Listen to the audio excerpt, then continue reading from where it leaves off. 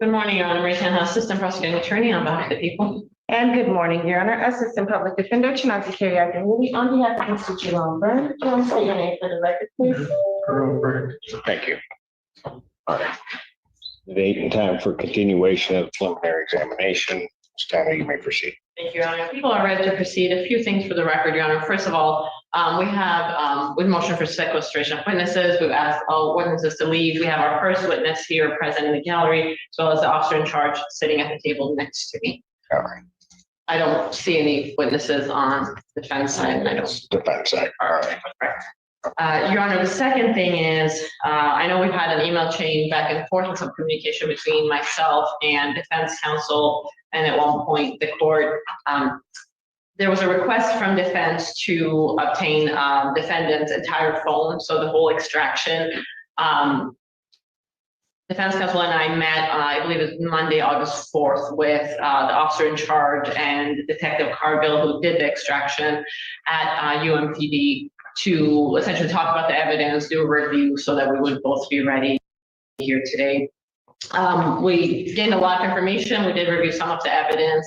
However, that wasn't the full extraction. It was explained to both of us that that would be a giant file, and the detective wasn't sure if our computers would be able to handle the entire file. So at that point, my understanding was that if anybody needed to look at anything that wasn't already provided to us, and counsel can speak to this as well, but Detective Cargill was very good about letting us know his schedule so we could meet with them and go through things. And he also explained that usually in these types of cases, if there is any thoughts, concerns about there being exculpatory evidence on a defendant's phone, that would be the process. Is you would kind of walk in, meet with him, he would pull it up and review it. Again, we did some of that Monday. There has been preliminary data that both sides have. There's been an additional report called Digital Evidence Forensic Report from Detective Cargill, which both sides have and have had for a while, with the information that he gathered based on his training and experience conducting these types of investigations, he felt was associated with this case for us. There was then a request, I believe it was Thursday, August 7th, from defense counsel for the entire file, the entire extraction, and Detective Cargill started working on that. We ended up receiving a thumb drive yesterday at our office. Needed to be copied for us to retain a copy and then turned over to defense. That just could not be done in time. It's a large file. Of course, we have these come in all the time and we're scheduled for hearing this morning. There was a brief moment where we weren't sure if we were going to be able to proceed today. There was never an actual adjournment request from either party. We just were kind of trying to figure out if defense needed everything. I had everything they needed to proceed today. So I emailed defense counsel, I've emailed the court. We've all been on that communication. But as of yesterday, my understanding is that we're all ready to proceed. That is the court's understanding. I really was, well, I won't say I wasn't answering, but as it was going back and forth, I was looking for a request to adjourn and then was going to make a decision if there was one, but actually there wasn't one as I understood it. And I think as you were communicating with Ms. Wildman, at the very end of the emails, we were getting a clarification as to where we're going to go today, and that was it. Ms. Eckenroley, anything you want to say? Yes, Your Honor, just for a bit of clarification, we did, I think it was August the 4th that we had met with Detective Cargill. But on that date, I think when at least when I went in, I was expecting the ability to view the entire file because I was told that they obviously had a copy of it. But when we went there, Detective Cargill then realized that the thumb drive that was presented to us was not, it didn't contain the entire contents of the phone. He then said that he would work on getting us the thumb drive or transferring the information from that. I wanted to clarify that because by the way it was presented, it seemed as if that request was not made by me until Thursday of last week, but it was in fact made on the date that we had met with. The original, okay. Correct. So we, obviously they were not able to, get the entire thumb drive with the information from the phone over to us. When the people asked if we were ready to proceed, I think the question that we just had from the beginning has remained the same, like what are the contents of the phone? What else? I understand and I'm appreciative of the summary that was presented by the detectives, but again, this is just a summary of information that they felt was relevant to the case at hand. So that's the information that we have to go off of, which is why I was requesting whatever additional information they have so that we can have our tech professionals run whatever scans or searches on it. If the court we're in a tough position because my client is in custody. He is, asking that this matter be handled expeditiously. He's asking that we continue on with the hearing, although all of that information has not been presented to us. We are at a bit of a disadvantage. I don't know how much information the people themselves have from the phone. I know that we all only have this that was presented to us by the police. When you say this, there was the digital evidence forensic report that was provided to us by the police department. the time that you met That is with correct. them? Okay, Yes. all right. Yes, so I know that Ms. Tanha is in receipt of that as well. I do not know if she's had an opportunity to view the entire contents of the phone or if we're all just relying on this. I say that to say that our concern was, again, if there's any additional information on the phone that may be beneficial to us, we don't have the privilege of having that. But I have not been able to receive my client's permission to ask for the adjournment. We are ready to proceed with the information that we have, but that's kind of where we are. Which is why we didn't request the adjournment. My client wants to proceed with the hearing today, but I just wanted to inform the court that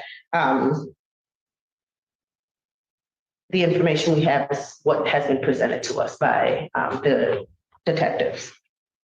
I thought, and I don't have the email in front of me, but I thought there was a request regarding a PR bond I think you asked, would the people agree to a personal recognizance bond on it and the like?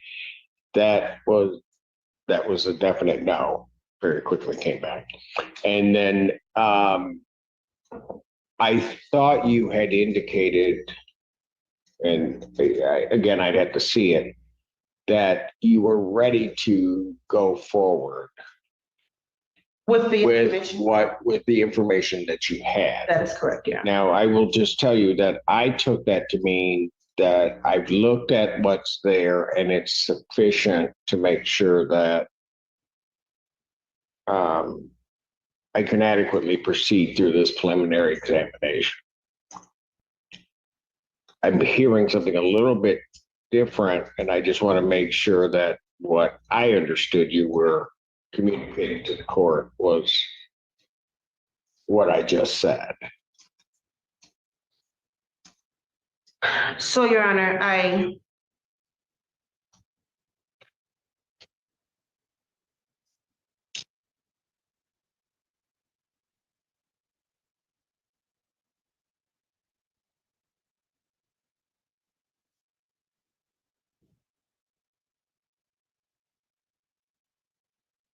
Judge, essentially, I think, all that the defense is saying or that I am saying is that I have had an opportunity to review all of the information that has been provided by the people. Knowing that there is additional information out there, I have not reviewed that. Do I feel comfortable proceeding? I don't know what is on that information, but even based on the information that has been provided to us, I don't expect anything at least that would be detrimental to my client, but I just can't, I don't know. I cannot say that there's information that would be beneficial to my client, then I've, been able to, that I'm comfortable proceeding without, if I can talk to my client a little more, but I spoke with him yesterday prior to sending that email, and his position was that he wanted us to proceed today. Okay, all right. Yes, go ahead. Thank you, and if I could just for the record, first of all, the defendant being in custody is not unique. We have defendants in custody all the time. We've had search warrants for defendants' phones all the time. I will say this, and I think this is important for the record and for the benefit of the defendant.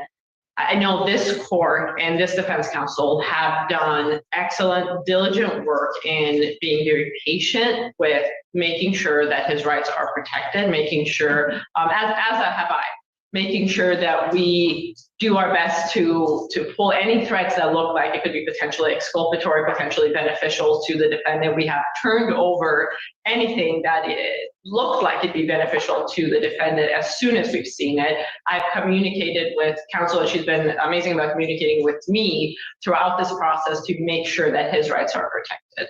The witnesses, the victim, have been here multiple times. What is unique about this situation is the amount of work and diligence that has gone into making sure his rights are protected in this case. It is very rare to have a victim and witnesses show up this many times with this many adjournments, all truly with the purpose of protecting his rights and making sure that we don't miss anything that's exculpatory or beneficial to the defendant. To answer defense counsel's question, I have not reviewed the full extraction of the phone. It is sitting, it's on a thumb drive sitting at our office. There is no way I would have had time to look at that. So any information that may be on there, I don't have the benefit of other than what we already have and what defense counsel already has. We can simply not have a situation where every case that is set for preliminary examination, we go through everything possible on the defendant's phone. That is just not a realistic expectation to have. And I know that's what the defendant wants, but we also have to work within the parameters of judicial efficiency and, quite frankly, the rights of the victim to proceed with this in a speedy manner. So at this point, again, the normal procedure as it's been explained to me, and we could put this on the record at some point if we need to, is if the defendant, and this has been asked a few times, if defendant has a specific date, folder, time, anything we can use to pull whatever he claims to be exculpatory or beneficial to him, we would certainly do so. Some of it we already have pulled, and we'll argue whether it's exculpatory or not. We'll go through all of that today. But to have this expectation that for the defendant to be able to review the entire contents of his phone that he's had without giving us any specifics or any offer of proof that is exculpatory or beneficial to him is just not realistic. So I want to make sure the record's clear about the amount of work that's gone into this case and protecting his rights. Right, and so that this case is a little bit different than most of the ones that come before me where we're talking about this type of forensic evidence. And that is the way it arose was not because the people said we have this phone and we're kind of giving you what's here. We're not sure necessarily what's here, but we're gonna, as we unfold it, we're gonna get it to you. The way this started was really, maybe this is a bit strong, but at least a representation that there was exculpatory evidence for the defendant on the phone.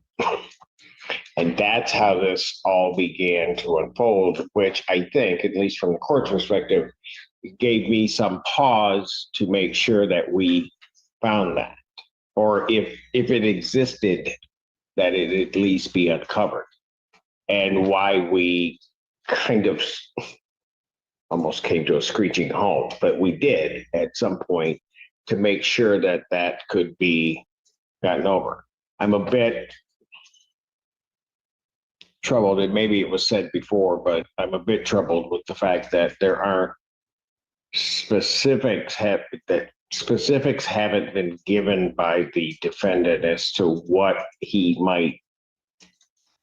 might have been referred to of this exculpatory evidence. I don't know that, I'm not saying it would have to be something very detailed in specifics, but it sounds like to me, we haven't received anything that even tells us what ballpark we're in so that can be looked at and gotten to the defendant.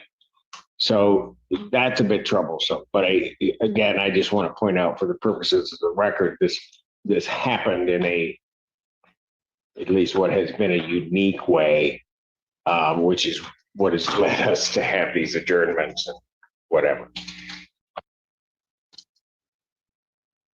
Ms. Ecker, was there anything else you wanted to say, or because I'm going to do something here, I think. Well, nothing. Yes, Your Honor, just very briefly, and I just want to kind of echo what the court said. This is unique, primarily because this was not something that the people had, or this isn't discovery that the people had from the onset of the case. So when we set this matter for preliminary examination, I don't even think at that point, I'd have to look at the dates, but I don't think that the people even had his phone at that time. If the court can recall, the people could go. So exculpatory evidence, it was my client having a conversation with his father stating that there is some information that may be helpful to him that was on the phone, which is what prompted the police department to go get a search warrant, which we quite frankly have some issues with, but I do think that that's an issue that we can address at a later time, to get the phone. So we're here now, not because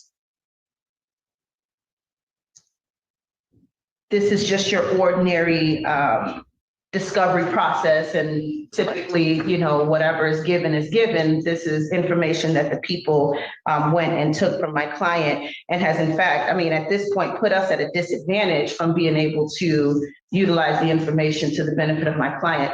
He initially, what he spoke of on the phone was semi-identified. He tells me that it's not in its entirety. There's a video of some sort on the phone, Your Honor. That's what sparked this entire exculpatory evidence conversation, which is what prompted them to go and retrieve the phone. I was able to get the video, but it's a very short video. My client indicates that that's not the correct video, but I don't know how else to get that information other than the extraction from the phone, but he hasn't been able to provide us with any other information. So I don't know, Your Honor. We are kind of in a tough spot.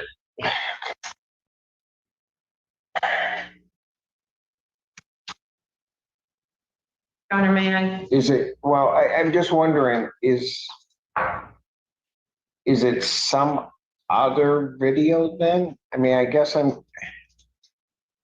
this is now a little bit confusing. Well, it always has been confusing to me, but whoever wants to. Sorry, Your Honor, this is the first I hear that this video, they pulled a video, and this is the first I hear that that's not the video. I'm sorry, at this point, defendant's playing games and we're not doing it. No, we're just not. I'm sorry, let me just finish, because this is important. If there is a video, they were at the hospital for 5 to 7 days at most. If there's a video, it cannot possibly be that hard to give us some specificity about what day it was at the very least that this video was recorded, or a time range or something. The video we have is from the hospital. It is very short. I agree with the defense. It's very short. And maybe defendant initially thought that was enough to get him off of this, and he's going to walk out the door with that short little video. We disagree. We can certainly have the hearing and just see where it lands. But to now show up, this is delay tactics, Your Honor. We've been here how many times, and this is the first I hear this is not the video? No, well, Your Honor, let me just clarify. When I spoke with the people yesterday, they asked for specifics before. When I was reviewing the information with my client, and I explained to him the nature of the video that was found on the phone, he's indicating to me that it's not that it's in another area. He just says that there was I don't know if the court can understand when you're taking a video, you press the button, you accidentally cut it off. And I'm not that old. Go ahead. That's all right, Ms. Eckenroley. I'll just, no. But somehow or another, I think he's indicating that there was user error and he clipped it short. I did not tell the people this. This is information that I just got from him last night when we had met to review this. And I'm not blaming defense because I want to be clear. Like, this is not, she has been excellent about communicating with me. This is, I am concerned with the games that defendant is playing. The reason, and to now he's claiming he's at a disadvantage because we went and got things from his phone. He told us that he had exculpatory information on his phone. If I don't go get that exculpatory information, I'm in violation of Brady. So he's not at a disadvantage. We have done everything we could to find him this supposed exculpatory information. And now because it's not exculpatory enough for him, he says that's not it, there's more. It's just. I hear you. And I guess I'm a little bit worried because I don't know that I was told that there was a video. I don't know that that's relevant to at least in part my analysis, but there's a video. They have gotten the video, and now, certainly for me, I guess it would be the first time I would hear it today. But there is then an indication, and the people are indicating the first time they're hearing it today, that that's not the video.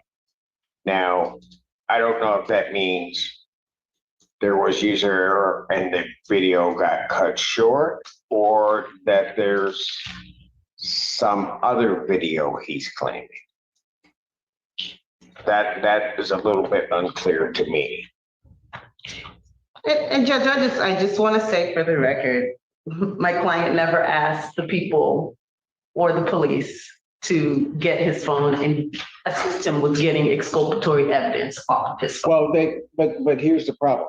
When there's an indication, though, that's made that there's something exculpatory and it happens to be in the possession or can be retrieved by the people, they're under an obligation. So it's not, I understand he may not be asking, but there are certain legal obligations that they have to fulfill.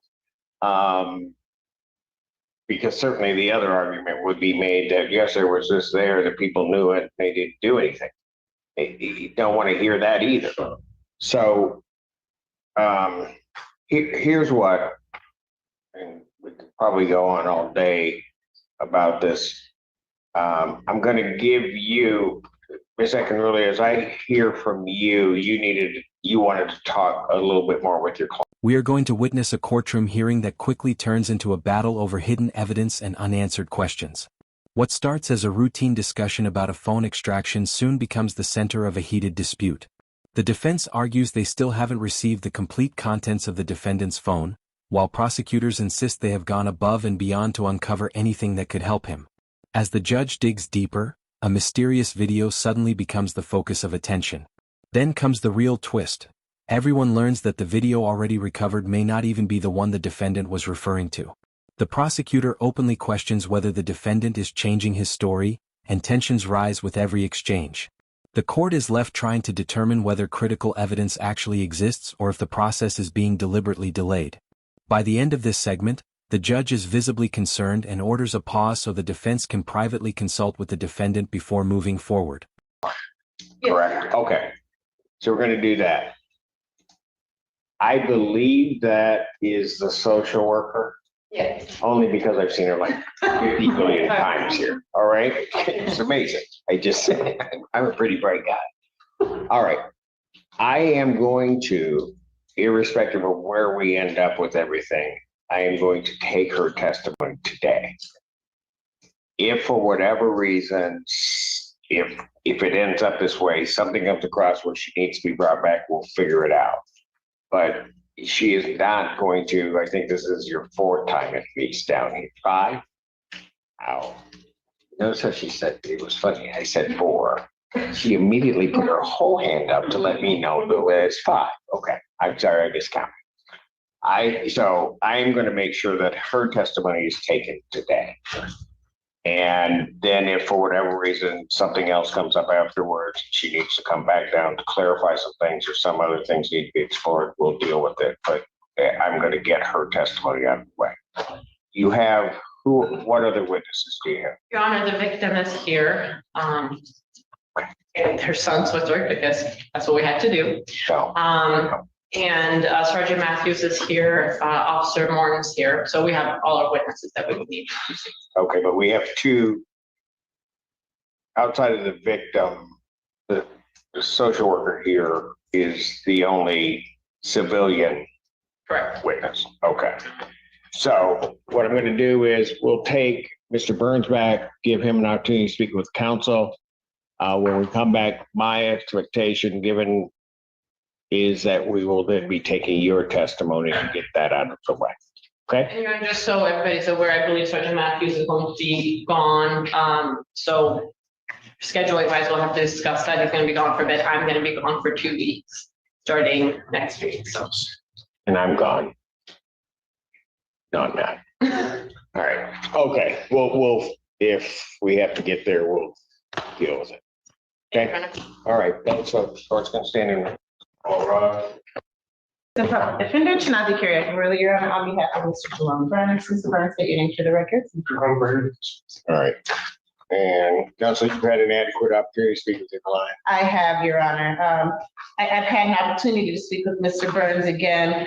Thank you for that short recess, Judge. It wasn't short, but go ahead.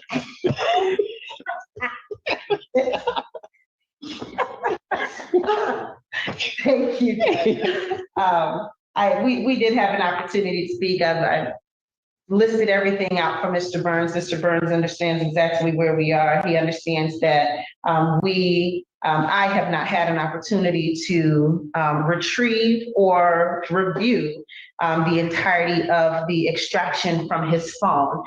He is asking that we proceed with the preliminary examination, knowing that that information is not available to us right now. If I could ordeer him, maybe the court would be satisfied with that as well. Okay. Go ahead. Sir, please raise your right hand. Do you solemnly swear or affirm testimony you're about to give before this court will be the truth, whole truth, nothing but the truth, so help you God? Yes, sir. All right, go ahead.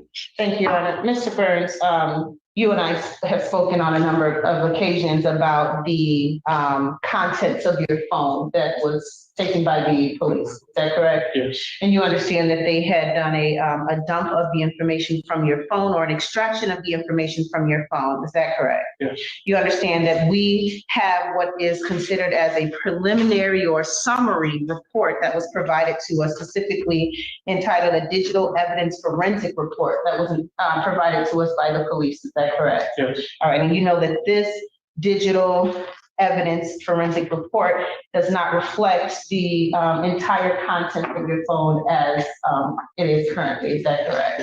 And you understand that because of that, I haven't had an opportunity to review the entire contents of your phone. Yes. Okay, and you feel that you are prepared or you feel comfortable proceeding with the preliminary examination today, although we have not had an opportunity to review the entirety of the phone? Yes, I do. Okay. And you understand that I would prefer that we do that, but you want to continue with your preliminary examination today, is that right? Yes.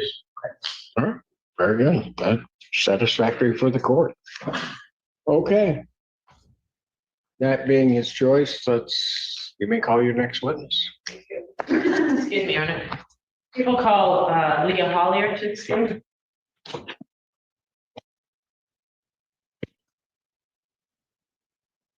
Ma'am, please come forward and be sworn. Take a seat, Your Honor. You solemnly swear to affirm the testimony you're about to give to be the truth, the whole truth, and nothing but the truth, so help you God. State your first and last name for the record, please. Leah Hollier, Leahhollier. You may inquire. Thank you, Your Honor. Ms. Hollier, could you please tell the court where you work? Okay, and what is your position there? Were you working in that capacity on May 10th of 2025? Could you please share with us a little bit about what your duties include as a social worker at the Michigan Medicine Hospital? I provide resources, support, education, any needs after hours that patients and families need. And did you have the same or similar duties on May 10th of 2025? Yes. On that date, were you asked to talk to Madison Burns? Objection, Your Honor. She wants her to testify to hearsay. She asked her if she was asked to do something. It's a question, not a statement. You can answer yes or no. That wouldn't be hearsay. I'll agree with that. I'll overrule the objection. Thank you. Yes. And were you able to make contact with Ms. Burns and speak to her? Could you tell the court a little bit about how that came about? I have page, the nurse was worried about. Your Honor, it's not for the truth of the matter at this point. It's for the effect it had on the. As to her state of mind, Yes. for why she does what she does. So I'll overrule the objection. I'll allow it. Go ahead, ma'am. So I got page, when I spoke with the nurse, she said that, the patient's mom looked,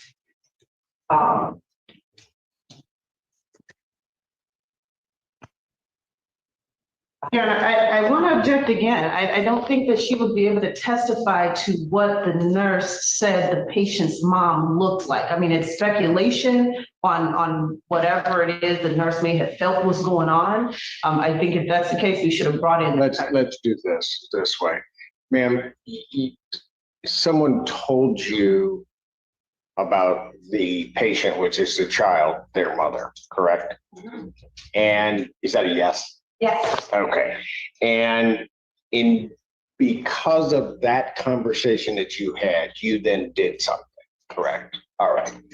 I think that gets us through that. Yes, thank you. All Your Honor. right, go ahead. Thank you. What did you do based on the conversation you had with the nurse? I had a Madison in a consult room. And when you saw Madison, what was her demeanor? She was like visibly shaking and like, she appeared to be, that her shoulders were forward and she was, looks like meager, I guess. She, sad, Look, I'm sorry, what was that last one? sad. Okay. And what was your understanding? I'm not asking about what anyone said at this point, but what was your understanding of why you were meeting with her? So the nurse told me she was worried about the patient's mom. Okay. And you said you met with her in the consult room? Yes. How did you first approach Madison? Where was she? Where were you as you approached her? She was sitting at the table in the consult room. I knocked on the door and I walked in. Okay, so you didn't bring her there. Your contact started in the consult room with her. Okay, thank you.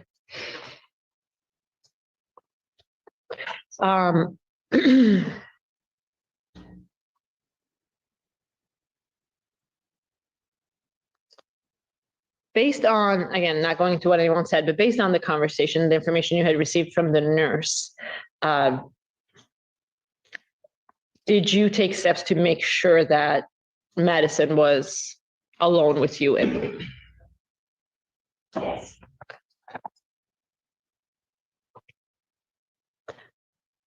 before coming to the consult room, well, let me ask this.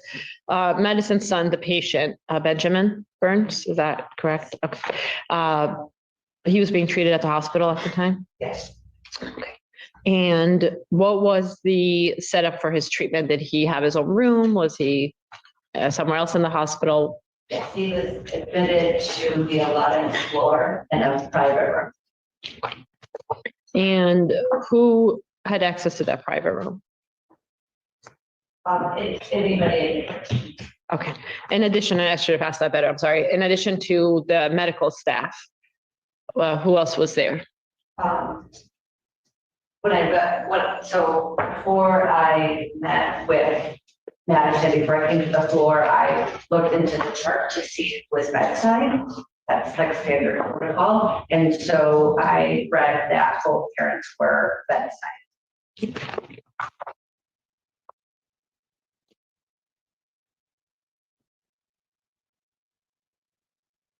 And is a standard protocol, yes, that's the right way, with the information you received from the nurse, is a standard protocol to, actually, let me rephrase that. With the information you received from the nurse, what is the standard protocol you would follow based on that information?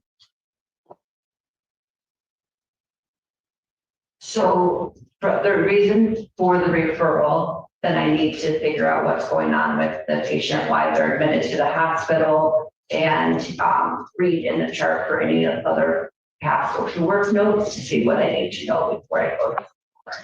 Okay. You said you had a conversation with the nurse and received some information that led you to speak to Madison, the mother of the patient. What was the nature of the concern from the nurse? All the nurse said that Madison looked like. Your Honor, I think this has been asked and answered already. I'll sustain that objection. Yeah, so the nurse said that she was. Hold on, hold on. Sorry. That means to stop for a minute. I'm gonna, sorry. So, when you receive information of the nature that this call was from the nurse regarding Madison, the mother of the patient, what is standard protocol to follow after you receive that type of information? To look into the chart, to read any past social work notes, to gather the information I need to be able to meet with the patient. Okay, and were you able to? And meet the needs of the patient's families. Okay, without going into what the nurse specifically told you, what was it that you were trying to assess at that point? What's in your mind? What is your job to do at that point? Assess Madison's coping and safety. Okay, and where did that concern come from? The social work notes. Sure. Okay.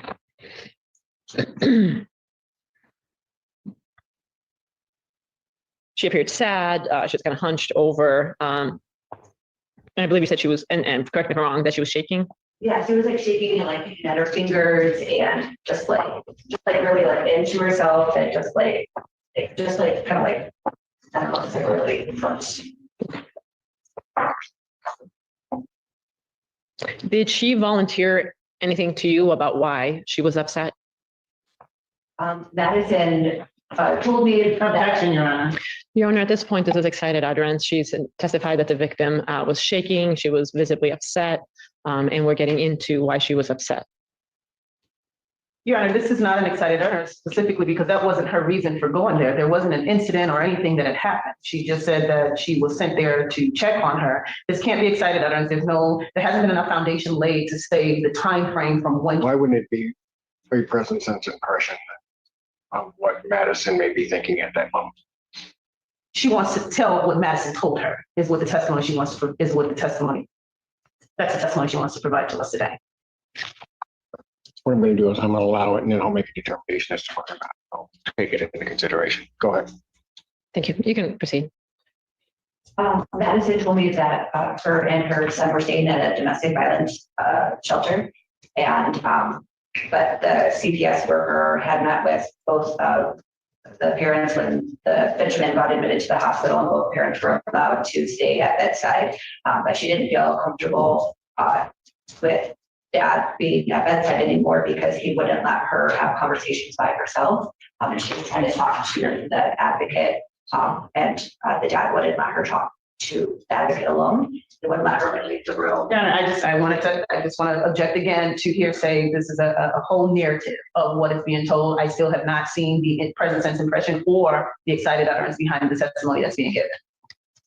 And Your Honor, I believe we may be getting there, but if I may lead a little bit, I can really narrow it down. I'll allow a little bit more later. Thank you. Did Madison tell you or make any statements to you about anything that someone had done to her body physically or otherwise while she was at the hospital? Yes. Okay. Can you please tell the court about that? She told me that Friday that she had sex with her with the father of the patient. Okay. And did she make any statements about how she felt about that. She didn't want to have sex with him. And did she make any other statements about what her feelings or her mindset was about what had happened? She said that it's happened in the past. Your Honor, just one more time. I will be remiss if I do not make the objection. We still have not gotten to the excited utterance. She's testifying about something that happened Friday. The date in question that she had this conversation with Madison was on Saturday on 5/10. So this isn't about something that had just happened that Madison was still clearly upset about, and it wasn't a present sense impression. Madison was not explaining anything to her as it Well, but wasn't she explaining something? as it was actively happening. That's my understanding of the difference. Well, while they're under the, okay, I see what you're, well, one might argue that, but your objection is to the hearsay of what Madison said. That's correct. Why wouldn't this be permitted?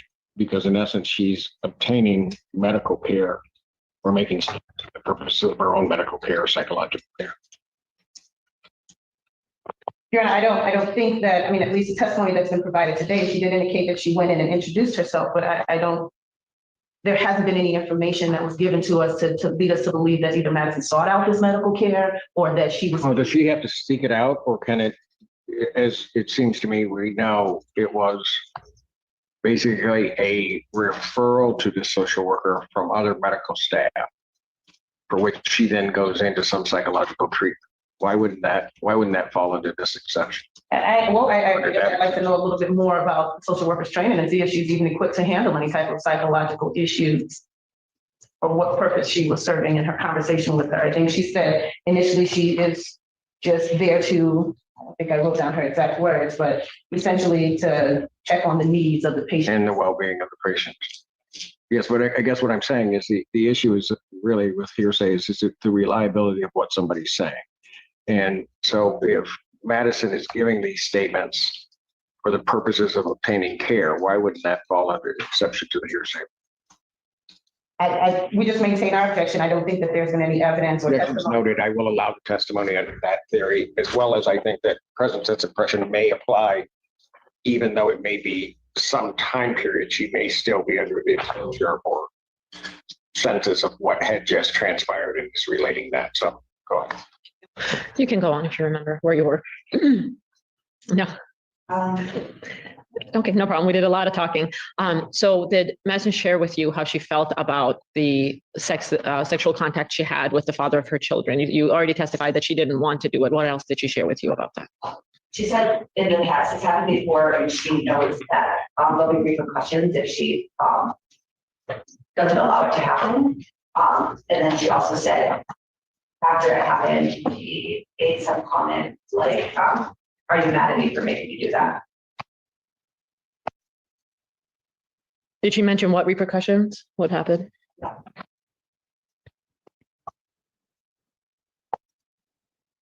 Was Mr. Burns, and I'm sorry, who she was talking about, did you mention him by name? Or did she just say child's father? I mean, when I'm talking with patients, the person that is dad. Okay. And who do you know who dad is, who Benjamin Burns' dad is? Okay. And was he still there at the hospital? From what I know, but I've never met him. Okay.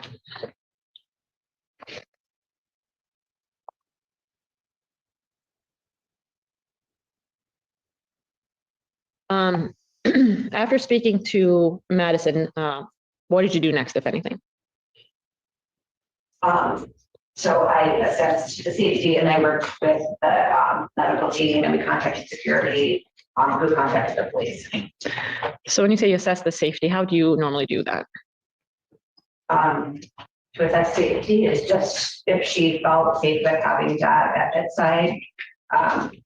According to the church, because CPS was involved, dad was allowed to be at bedside if he was acting appropriately. And so that's like what I was there to assess, if that was acting appropriately. Okay, and what was your conclusion? Excuse me.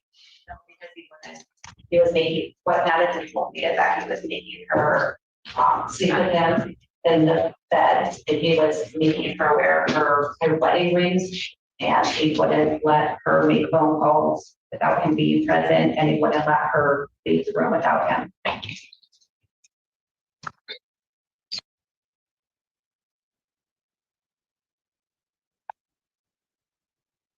At any point, sorry, one moment, Your Honor. Were you or security able to keep Madison separate from Mr. Burns after that? Okay. At some point, did you, at some point, did she leave the consult room to go back to the room where Benjamin was? After Mr. Burns had left. Okay. And was she able to eventually retrieve her items that she had in the room? So she was very concerned about getting her items from the room. So she asked me numerous times about getting her purse and her phone and her items in her bags, and she was like giving the descriptions of them. And so we asked her nurse, like her nurse would come back and forth into the room, and so she asked her nurse to get the things, and she could not find her phone. She left that like a lunch box and her backpack and all these different things. We could never find her phone. Or the nurse could never locate her phone. Well, Your Honor.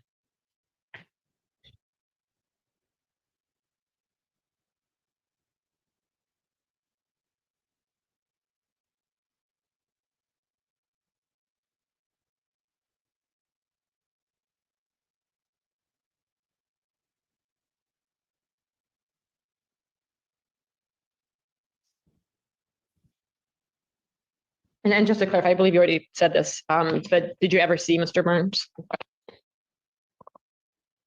Thank you. Nothing further at this point. Your Honor. Before we begin, I just want to be clear. She was concerned about, she's in a different room. She's concerned about the items that she's left in her son's room. Yes. Is correct. And that, and correct me if I'm wrong, that the nurse or hospital staff went and retrieved her items, and that, nurse, yeah. and that everything was retrieved, but except for her phone. Or Yeah, well, so the nurse retrieved everything that Madison asked for her to get. okay, but one of the things that she was asking her to get was her phone. And is it your understanding that was the only thing that Madison asked for that that they were not able to retrieve? Yeah, and I think from what I remember is that the nurse asked the dad for the phone, and he said he didn't have it. Got it. Okay. Cross-examination.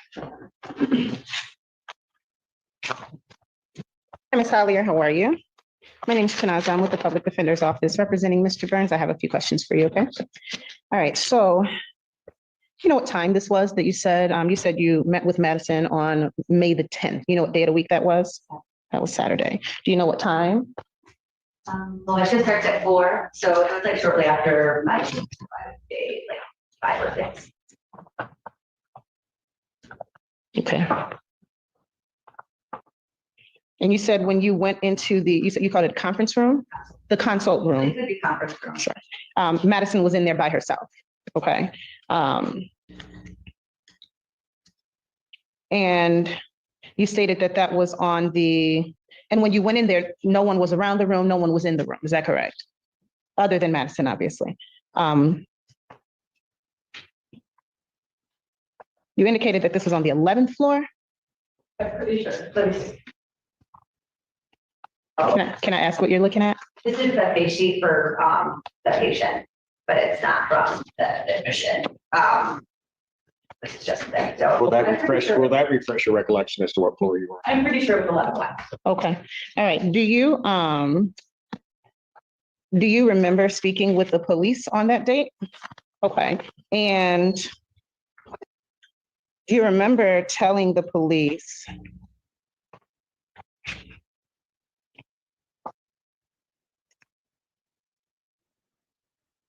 that you had to separate Madison and Jerome? Do you remember telling them that? Okay. I have a police report that was drafted by the University of Michigan Police Department. If I can show you the section where your interview took place, will it help refresh your recollection on the contents of your conversation with the police? Yeah. Thank you. Yes, you may approach. Go ahead. No, it's okay. It's all right. No, no, go ahead. Yes. Go. Yeah, I apologize, Debs. Thank you. I'm sorry. This is such a tough.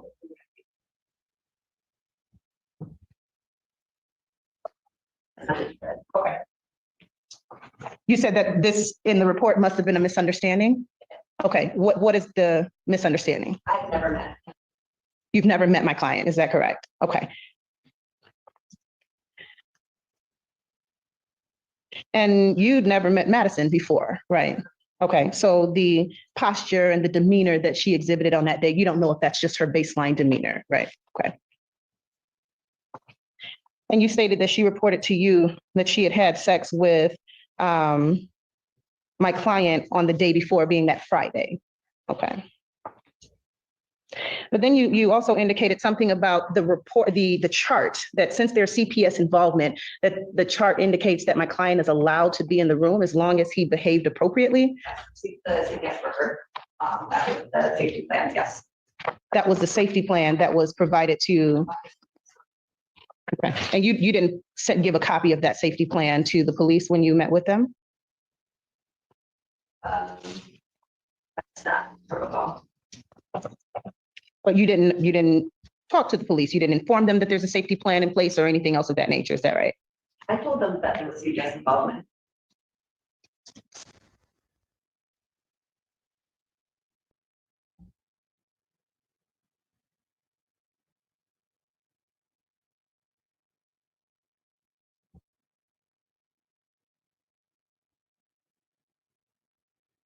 Do you remember telling the police that my client was extremely upset because Madison had left the room?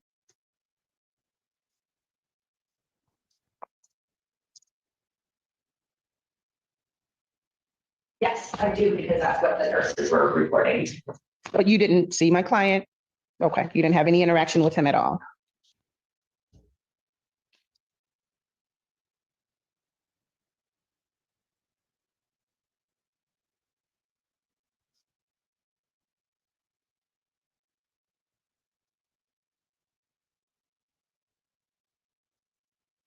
And Your Honor, I don't think I have any more questions for this witness. All right, thank you. Any redirect? A brief follow-up, Your Honor. Ms. Hollier, you were asked about knowing the victim prior to this incident. You indicated you did not know her. But you also testified specifically to what you saw and your impression of her demeanor.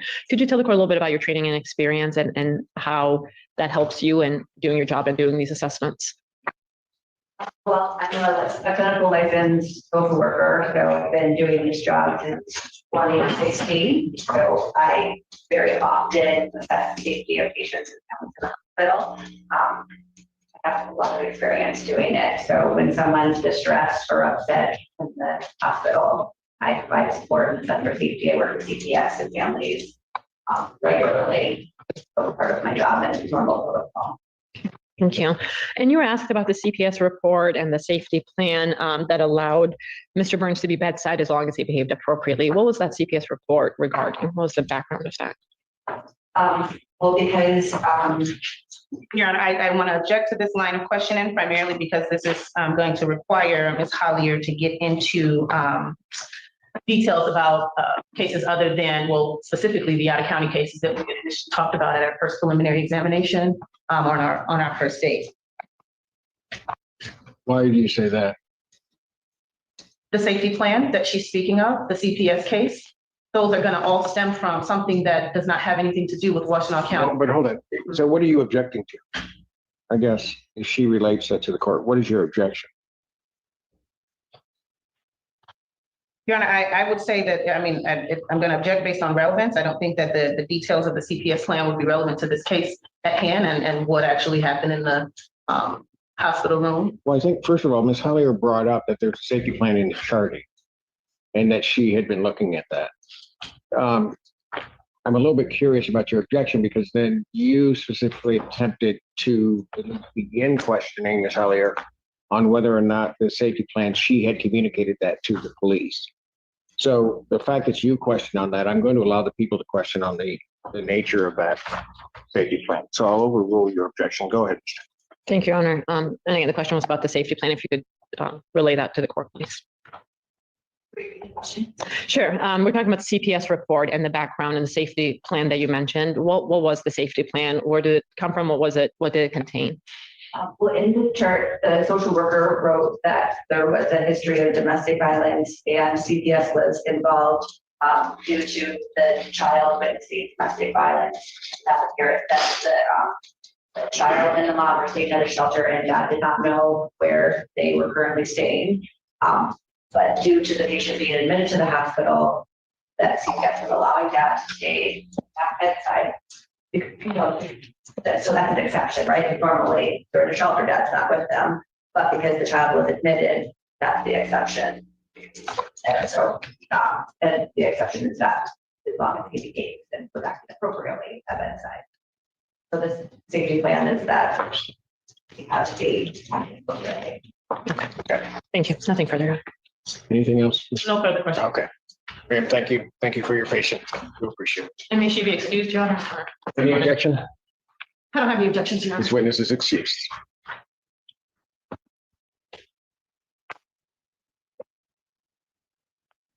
Next, Your Honor, people call Officer Morton.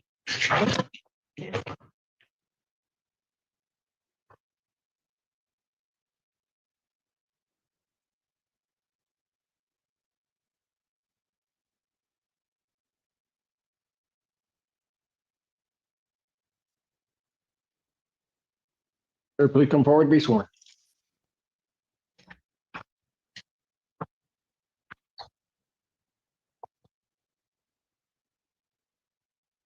See, raise your right hand. You solemnly swear to affirm the testimony about to give the truth, the whole truth, and nothing but the truth, so help you. Say, so your first and last name to the record, please. Name is Officer Aaron Morton, Aaron ERRON, last name Morton MORTON. You may inquire. Thank you, Your Honor. Officer Morton, could you please tell the court where you work?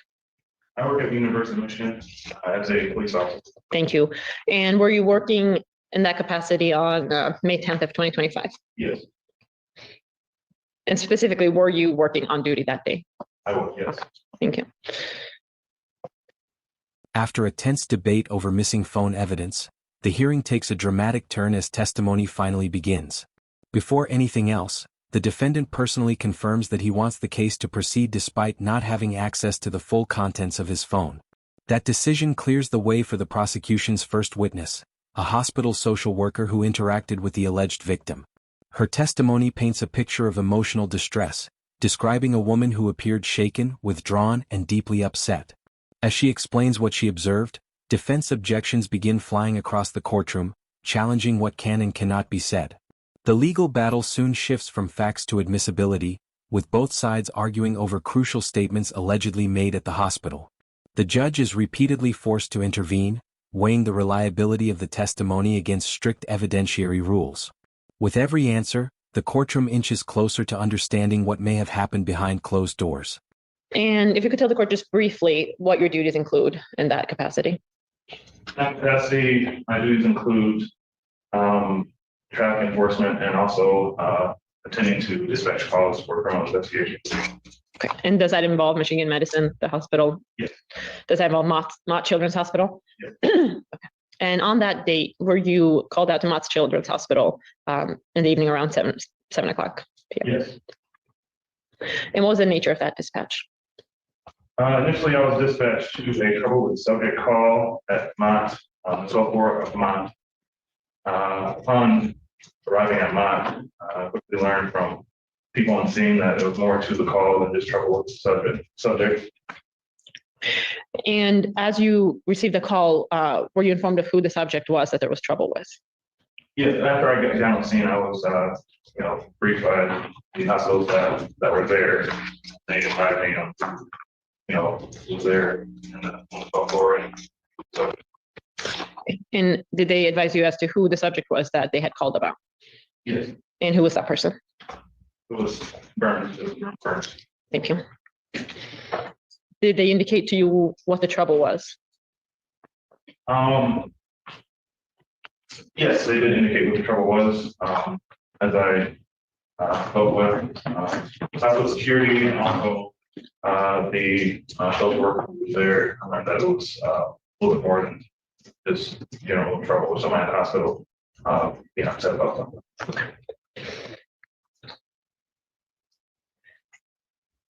Did you at some point make contact with Mr. Burns? Visually saw him, in-person contact? Okay. Do you see him in the courtroom today? Could you please point him out and describe an item of clothing he's wearing? He's sitting right there, front seat, wearing a orange jumpsuit. Thank you. Your Honor, may the record reflect that the officer pointed to defense table and identified the defendant. That objection record shall so reflect. Thank you.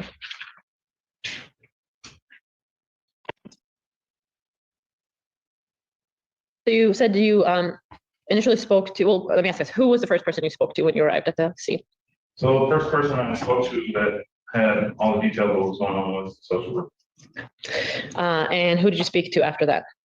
After speaking with the social worker, I spoke with Madison Burns. Do you remember what Mrs. Burns' demeanor was when you spoke with her? Can you say that one more time? Sure. What was Madison's demeanor when you spoke with her? She seemed really timid, really like kind of in distress, like really just really kind of scared about what was going on.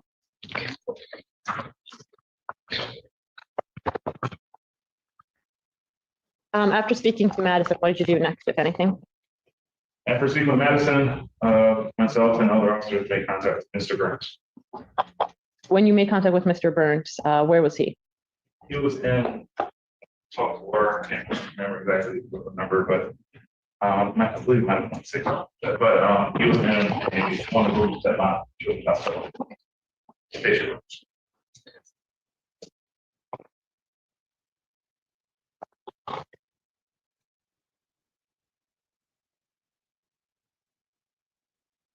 And did Mr. Burns agree to speak with you? Yes.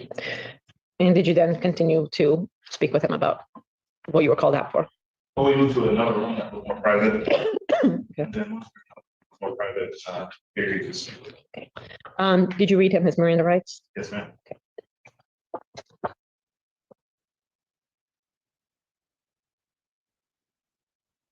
Did Mr. Burns make any statements to you, if you remember, about Madison Burns's demeanor or personality? He did make full statements, trying to refresh my recollection, but I believe he was made comments about her begging regarding the situation of having sexual intercourse, and then also too there was another part of our discussion where he made a comment regarding her being easily coerced. That was even with her for approximately 7 years. So. Thank you.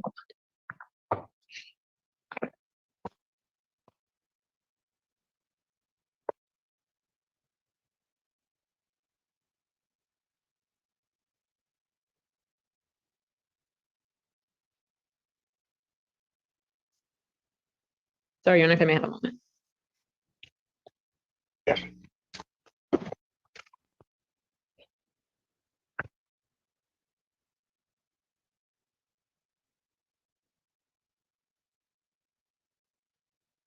After speaking to Mr. Burns, what did you do, if anything? After speaking with Mr. Burns, we placed him under arrest.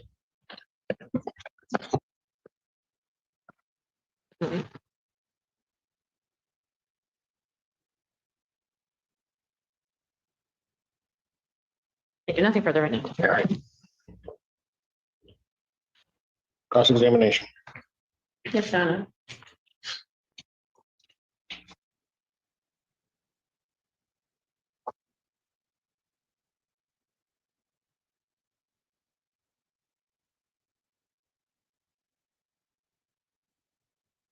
Officer Morton? Officer, right? Okay, good afternoon. My name's Chinaza. I've got a few questions for you. I'm the defense attorney representing Mr. Burns, okay? You indicated that you read my client his Miranda rights. At what point did you read him the Miranda rights? After we moved from the patient room to the private room. But did you talk to him at all in the patient room before then? Yes, we did. Okay. And what information did he give you in the patient room? Patient room, we were trying to let him know that we were there to talk to him about the situation going on there in the hospital. And then we advised him that we could move to a more private room. And our concern was the child that was in face anything went sideways, we want to not be around the child. Okay. So you're saying that he didn't say anything to you before you all moved to the private room? I can't recall if he said anything on the page, Okay. but he read from Miranda rights. Okay.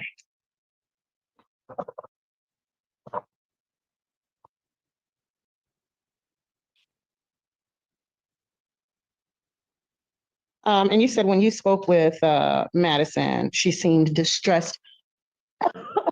Excuse me. She seemed distressed and scared. Obviously, you had never met Miss Burns prior to then, right? No, I didn't. Okay. So you don't know what her demeanor is on a normal basis? No. Okay. And you stated that this happened on the 12th floor. Is that correct? That's what I recall. Okay. All right. And when you talked with my client, did you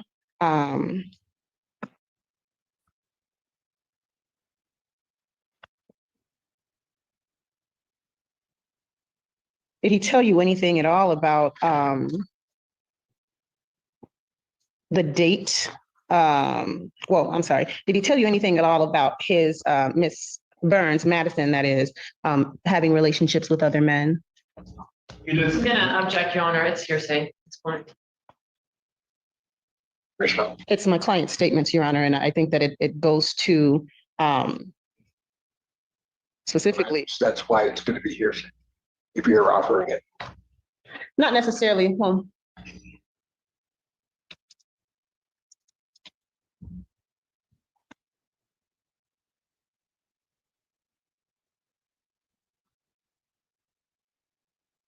Well, Your Honor, Officer Morton previously testified to my client, telling him that you testified that he said that she's easily coerced. Is that what you? I apologize, Your Honor. Okay. I'm just saying the objection. You can go ahead. Thank you, Your Honor.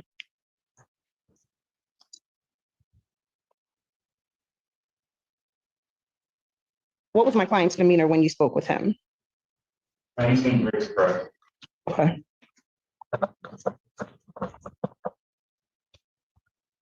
Was he cooperative with you? Yes.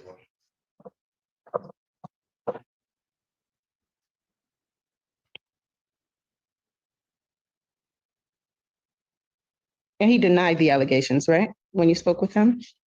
Regarding, yes, he denied that. You wanna object him again if we're gonna get into specifics? I understand you can answer yes or no, but I limit it now.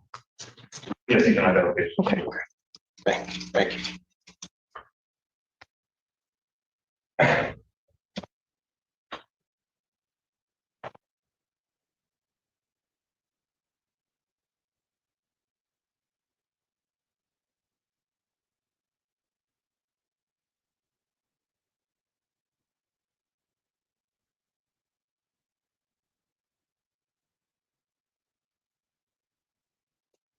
And when you spoke with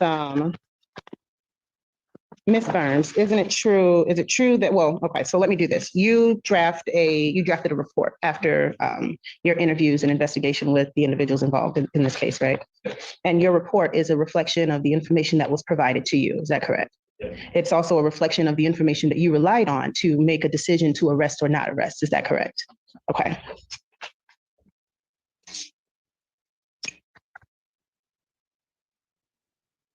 And when you spoke with Ms. Burns, you were provided with information as to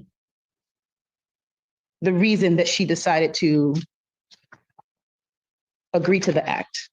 Do you recall that? That agreed to the. Having sex with my client. I'm gonna object, Your Honor. This is hearsay. Response. Your Honor, I'm actually using it for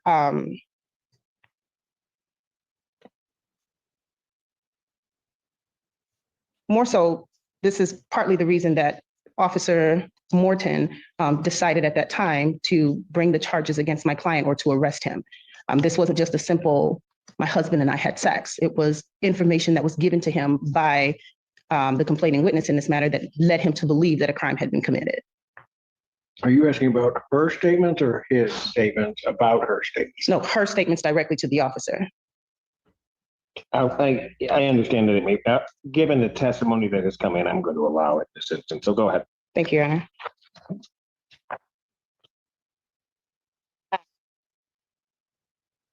Madison admitted that she did have sex with my client. Is that correct? That's right. And she said she did it out of fear. Is that correct? Okay. Fear of him hurting her or their son. Is that correct? That's right. And that was information that you relied on. That's right.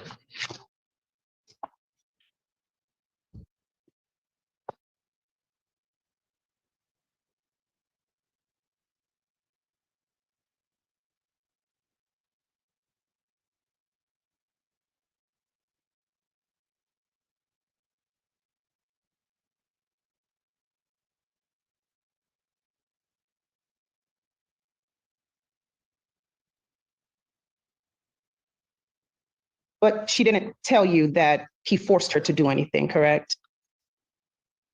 She basically stated that he had been touching her unwillingly, and she didn't want touching Okay. since he's been there. And then over time, being there constantly, the touching continued and the asking to have sex continued. She advised that she did not want to have sex with them, told them that she did not want to have sex with them. And then they got to a point where she gave in out of fear of being harmed or her child being harmed. Okay. No further questions, Your Honor. Any redirect? No, Your Honor. Officer Morton, thank you very much, sir. And also be excused, Your Honor. Any objection? No, Your Honor. All right, the officer is excused.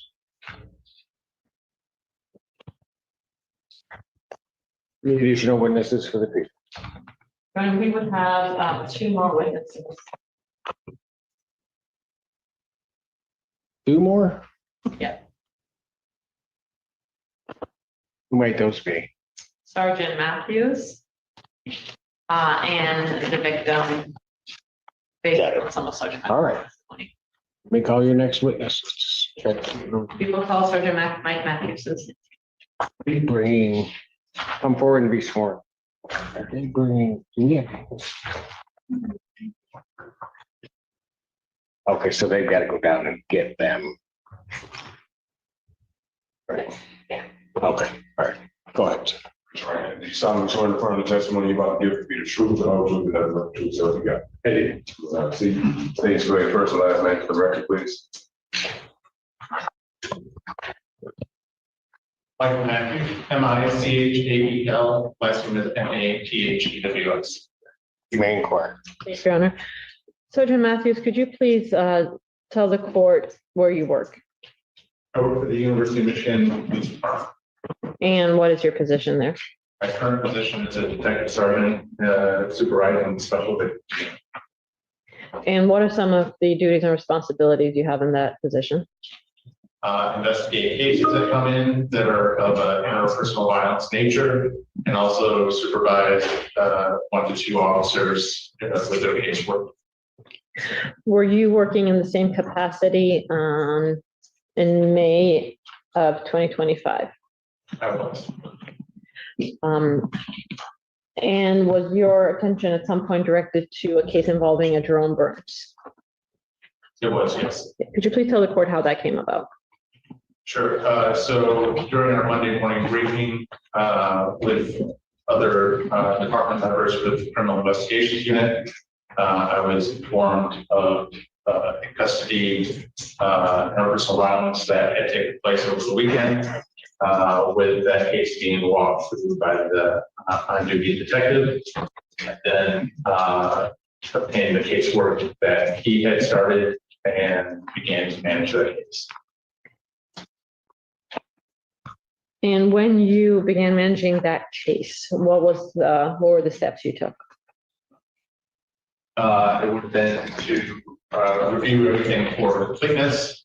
It would have been to listen to any potential jail calls that were made by the person that's taken into custody, and it would have been to attend any court hearings that were scheduled, and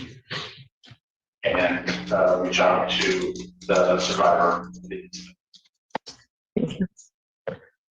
And were you able to reach out to the survivor, the victim in this case? It did, initially reach out, and left her a voicemail. Don't believe it was returned. And did you review jail calls for this case? I did, yes. And did you find anything noteworthy on those jail calls? There were several jail calls made during the time, that the defendant, Mr. Burns, was in custody. The calls were made to family members, his mother and father, and also subject identified that we believe is Luke Decker or Decker Lucas. And those calls, they were of interest. Okay. And can you please tell the court why they were of interest, starting with the calls to Mr. Burns's parents? During one of the calls to Mr. Burns Senior, defendant Burns indicated that there was a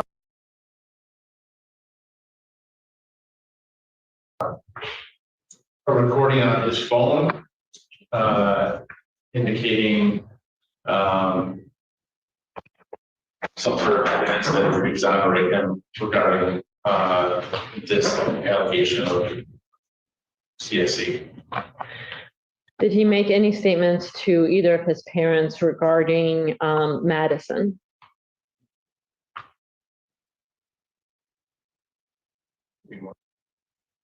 Sure, regarding Madison and this ongoing case.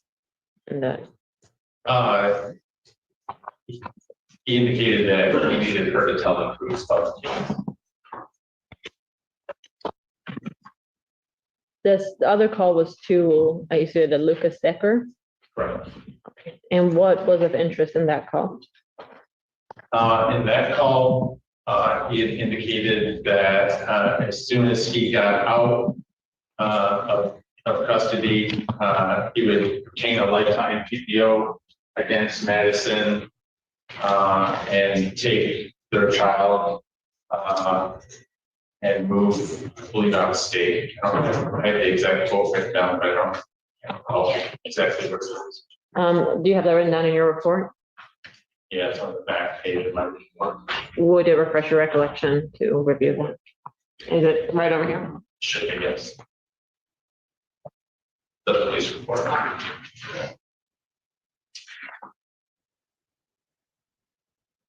Your Honor, if I may approach before I do, I'm showing defense counsel the report authored by, yeah, I think he wrote some notes on the back. Wait. Is it on the back of Officer Norton's report? Yes. Okay. The handwritten? Are you referring to the handwriting? I am, yeah. I do have the audio too available. One more, Your Honor.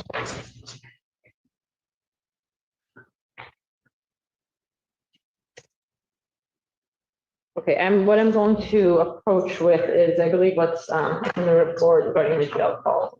Should have a supplement for that. This is a calls. And that's written by Sergeant. Yeah. Okay. Turner, may I approach? You may. Sergeant, I want to show counsel and what, of course, you can basically look at is the supplement that you offered regarding the jail call.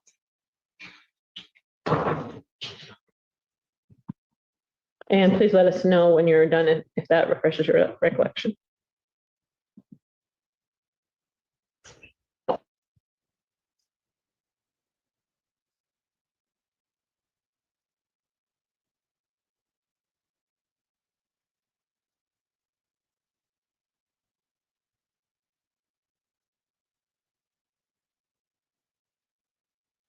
Did that refresh your recollection? Yes. Okay. And what were the statements made to Louis Decker? So in addition to obtaining the personal protection order, Mr. Burns also asked Mr. Decker to coordinate with contacting the bank about his vehicle and having members of the bank repossess the car after this court had given permission for Madison to have that vehicle. Specifically, Mr. Burke indicated location where the vehicle was expected to be.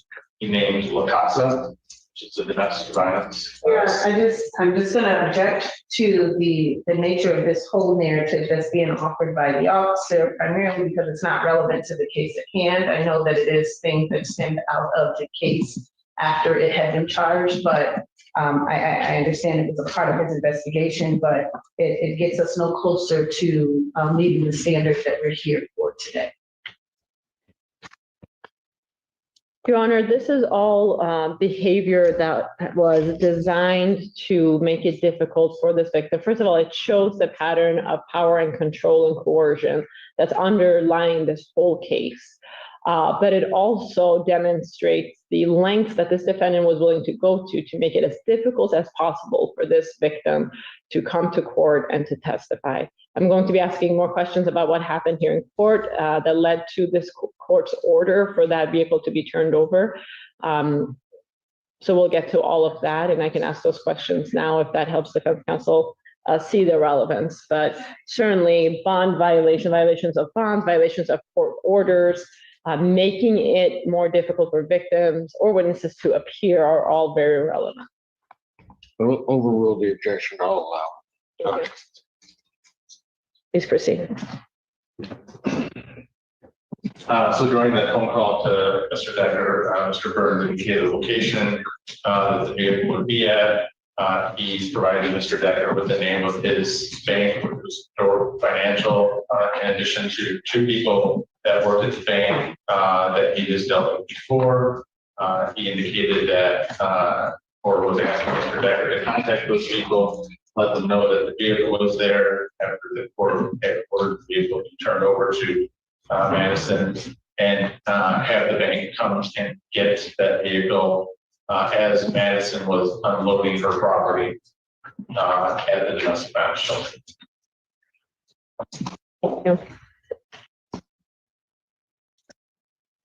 At some point, did you, based on this court's order or permission, accompany Madison to retrieve some of her property from what had been the residence of Madison and Jerome?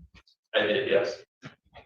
And when you did that, was defendant's father present? He was, yes.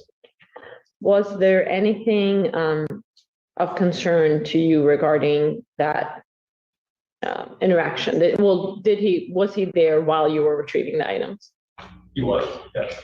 Was there anything of concern to you that happened during the standby? Initially, during the civil standby, we were accompanied by a Williamson County deputy. That deputy arrived and left shortly thereafter. He inquired as to whether or not it was court order to allow the standby. Once he left, the initial tone was cordial. And I should note this is a second story apartment. Walk up with a set of steps. With the truck, Mr. Burns' truck had already been parked outside of the residence, and some of the stuff needed for their son had been loaded up into the back of the truck. As Madison was gathering different belongings and piling them at the entryway, I began to assist and move the property downstairs. When I returned, I found that the father, Mr. Madison, Burns Sr., was engaging with Madison about her. Check, Your Honor, this is going to be hearsay. This isn't even a party that's related to the case at all. Fair enough, Your Honor. I'll ask it differently. Without going into without going into what was said, did it give you concerns about? I'll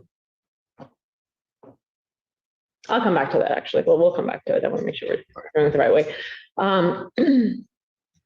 Moving on to this case proceeding, Were you here in this court ready to testify for this exam at a previous date? Yes. And at that point, did you learn that there may be information on Mr. Burns's phone that might be relevant to this case? Yes. Could you tell the court a little bit about the phone? Where was the phone initially as this case started? So originally the phone went with Mr. Burns to Washington County Jail, was logged into his property. Early on and listening to some of the phone calls, there was mention that there was a recording that was obtained. This final section is where the investigation itself comes under the microscope. Police officers take the stand and begin explaining what they encountered when they arrived at the hospital, including their observations of both the alleged victim and the defendant. The defense pushes back aggressively, highlighting statements that may support the defendant's position and challenging the conclusions reached by investigators. But the stakes rise significantly when a detective reveals details from recorded jail calls that prosecutors believe expose the defendant's intentions after his arrest. Allegations involving custody plans, legal actions, relocation, and financial pressure suddenly become part of the courtroom narrative. At the same time, a fierce argument erupts over the legality and scope of phone searches that uncovered key evidence. The judge openly questions the logic behind conflicting defense positions, creating one of the most intense exchanges of the hearing. By the end, the courtroom is no longer debating whether evidence exists. It is debating what that evidence truly means.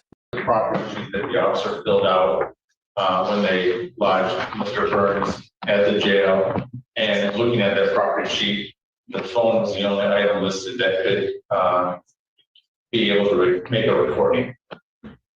So in an effort to preserve that, I wrote a search warrant, which was approved by the Washington County Prosecutor's Office, sworn to by Magistrate Garwood to seize the phone, which I did, and I logged it into our evidence room.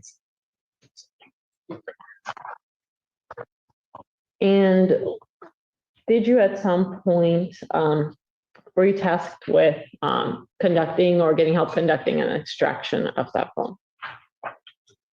Subsequent to the phone being logged into evidence, I wrote a second search warrant for a forensic download of that phone. And once that search warrant was obtained, following the same process that I outlined previously, I turned the phone over to Detective Cargill, who did a forensic download. And was that evidence shared with you? It was. From Detective Cargill. And did you then share that evidence with the prosecutor's office with the intent of it being shared with the public defender's office? Yeah. In fact, did you make 2 copies of the thumb drive, the preliminary report, and make that available to both offices? I did. Was there any evidence associated with this case or potentially associated with this case on defendant's phone? There was.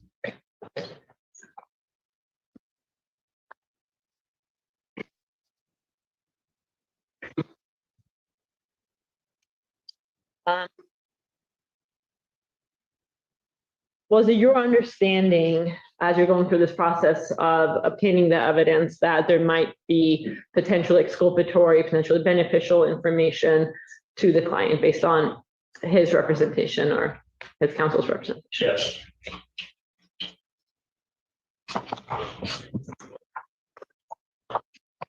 I'm going to ask you about some pieces of evidence specifically.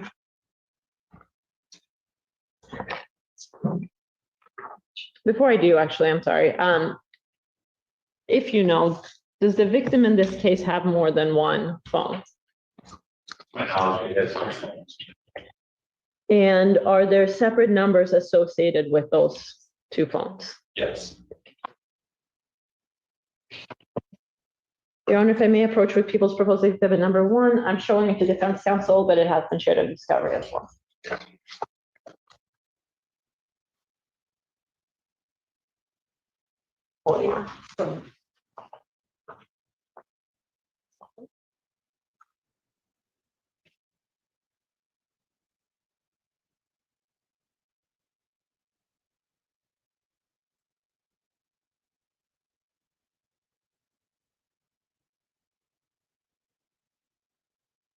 So,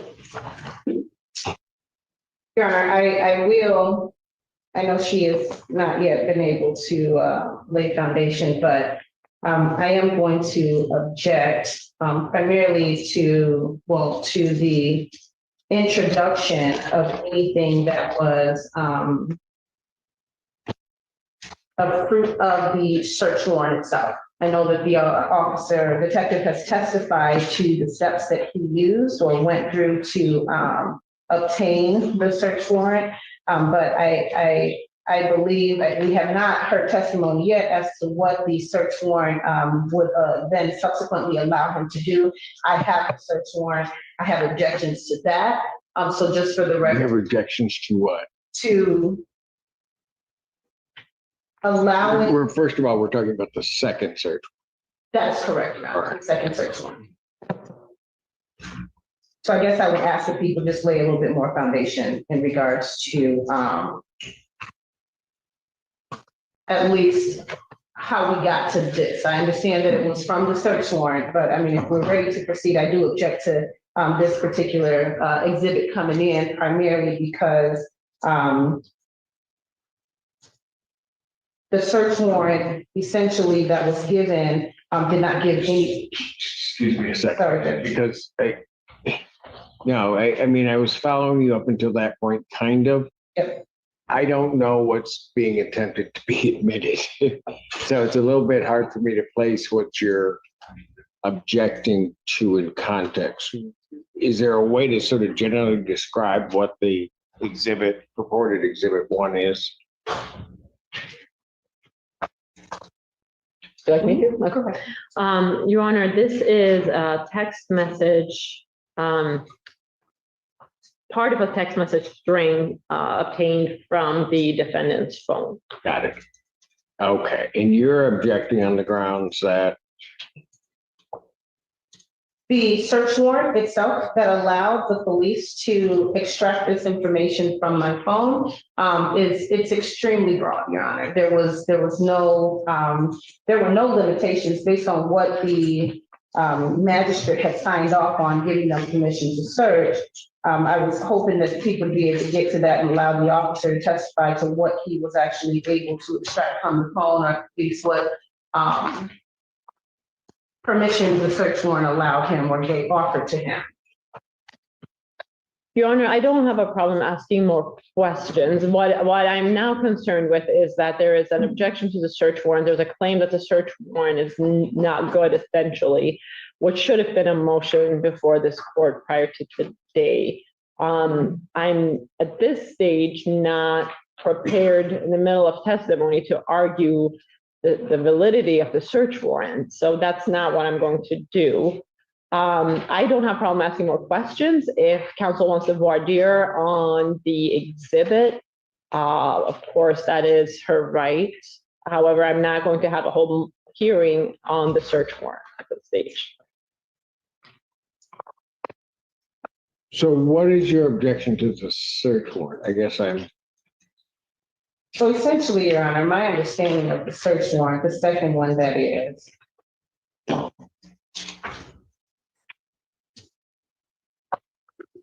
Can I, and before you answer that, I mean, just timing wise, as I'm done, recall and understand, your client makes a statement that on his phone is something exculpatory or something that may clear him or beneficial to him. Yeah.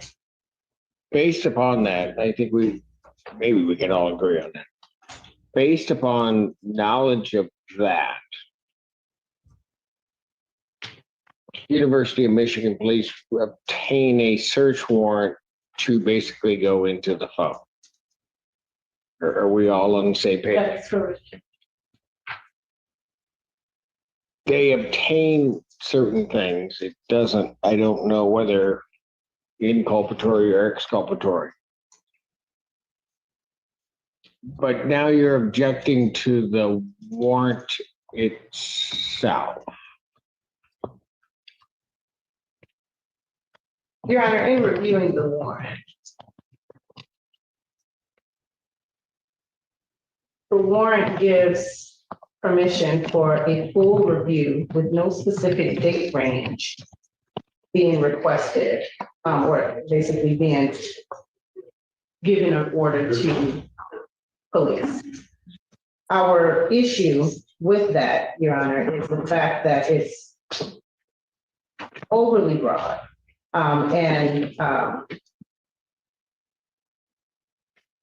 It gives them full access to the phone. I understand that the people may have wanted this, or the court may even want this in motion form. That's something that we absolutely can do. However, just in reviewing the search warrant itself, there just are no parameters to it. It gives them free.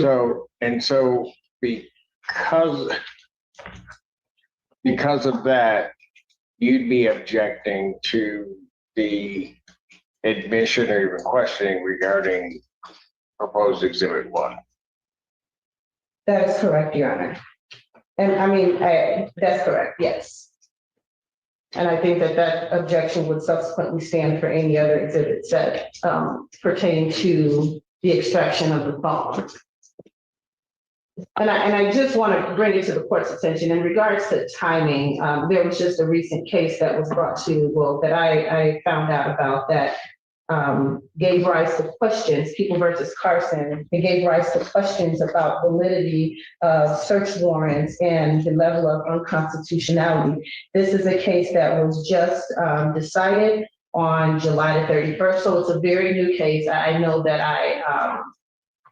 again, and just preparing for. Is that, I haven't seen that case, but I guess, is that something in specific to the narrowness of the search of an electronic device? Is that? That's what the case speaks about. Your Honor, Yes. sorry, may I? You may. Your Honor, other than my initial problem with objecting to the search warrant at this stage, that objection stands. We have a situation where, and we just went over this morning, where the defendant is claiming without any specificity whatsoever that there is exculpatory evidence on his phone. We have asked for specificity multiple times. Had there been specificity in his statement, perhaps the search warrant would have contained some specificity. When we are told that his phone has exculpatory evidence with nothing more to go on, and are essentially tasked with going on a fishing expedition and exploring this entire phone, and in addition to that, he will not give consent, which is his right. He will not give consent, despite many conversations, for us to get that potential exculpatory information. The only thing we can do at that point, so that we are doing our jobs, so that we are protecting his rights, so that we are not violating the law and the Constitution, is to get a search warrant to go into the phone to see if there's exculpatory evidence. We have done our best. Law enforcement has gone above and beyond trying to find this supposed exculpatory information. What I was about to present was a text message that is potentially exculpatory, that has been shared with defense, that the defendant is well aware of because it's in his phone. And now there are problems with the search warrant being too broad. There's been conversations about needing to review the entire contents of the phone, but now there's a problem with the search warrant being for the contents of the phone. Your Honor, I'll leave it to you. I don't know what else to do at this point. Well, I was just about to say, because I can really, and I understand, I guess, the difficulty of the circumstance, but we spent this morning, well, the latter part of the last hearing, and it seems every time we come here, arguing over something that the defendant claims to exist on this phone. He doesn't consent to the phone. They get a search warrant to find what he says is evidence favorable to him. Now, the danger in that is that when they go and do this, they're maybe found things that are not favorable to him. If I just make the presumption, and again, I haven't read the text message, but let's say it's something that is not favorable to him, then I not only am getting an objection to that text message, but I'm then getting an objection to the search warrant. And I guess in essence, the whole process which led to the search warrant and the discovery of this proposed Exhibit 1. And so I have to say I'm a bit baffled by that. I'm a little bit concerned that it was a recent case, Carson, and how you're saying that case. But I believe there were a couple of previous cases that basically argued the narrowness of a search warrant regarding an electronic device, that you just don't go carte blanche. That is correct, Your Honor. From my review of the case, it does speak about the narrowness of the search warrant, especially when it comes to electronic devices, essentially indicating that people's entire lives are on their electronic devices. Obviously, the outcome for Mr. Carson in the case was not, he didn't get the decision that he was looking for. However, and specifically, he was asking for a new trial. He was not given the new trial, but the Supreme Court did have a lot to say about where we stand right now in regards to search warrants. And again, this is a case that it's a hefty case and it's still working through it. But Your Honor, I am familiar with Carson. Our office actually has taken very, very detailed measures to make sure that our reviews of search warrants are run by our appeals department. We've had trainings. I'm aware of all of that. However, those situations are very different because if we were to go and take defendant's phone looking for evidence that is inculpatory of this crime, then yes, we would absolutely have to narrow it down. We'd have to follow all, and it's not just Carson. I mean, there's a long history of what search warrants are supposed to look like and what they're not supposed to look like. That is not the situation. And in fact, it was actually defense's argument this morning that this situation is unique. So you can't have it both ways, and that's where we are. And I understand this defendant wants everything to be speedy, but he also doesn't want us to be able to use the evidence. When he is insisting on us proceeding today and claims that he is ready to go, the expectation cannot then be that you're all of a sudden out of the blue going to claim that the search warrant is invalid. That's just not how things are done. We cannot start this. We cannot be ready to proceed to then have a problem with the search warrant and tie our hands so we can't use any of the evidence.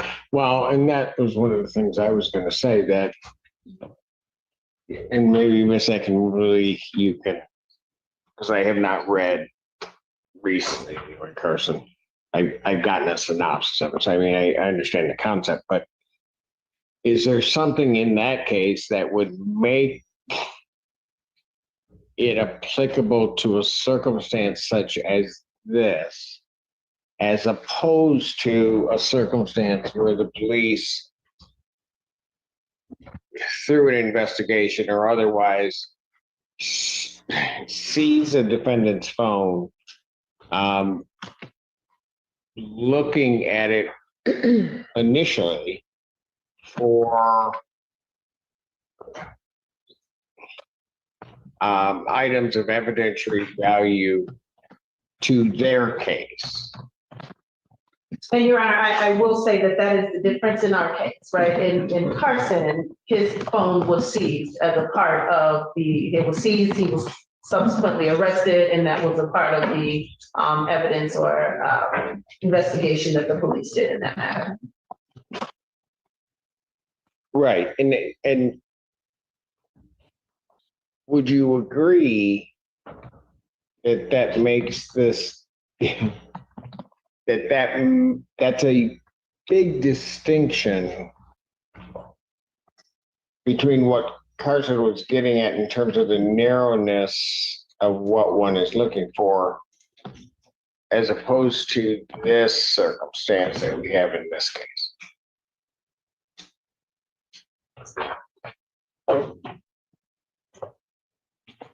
And I'll be honest with you, I'm a little bit baffled because earlier this morning, what we were talking about was that there was a request by the defense for the full download that the police obtained. And we went through that. I took a break so that you could talk to the client about the implications of that and where he wanted to go with the case. And now while I want it, now I'm objecting to the fact that we haven't did that. And that's correct, Your Honor. I mean, well, not that's correct, but yes. Well, no, it's correct what I just said. You just don't like the way I said it maybe, but it's correct. That is fair. Okay. And Your Honor, if the court does allow this, I mean, we still obviously stand on our position that we want or needed or would like the entire download. If it's in their possession and they have it. But I would just be remiss if I did not bring it to the court's attention, how we believe that this case relates to our case. Your Honor, I hate to do this. Could we approach briefly? Oh, no, that's what happened with you two. Whenever that happens, trouble happens. Come on.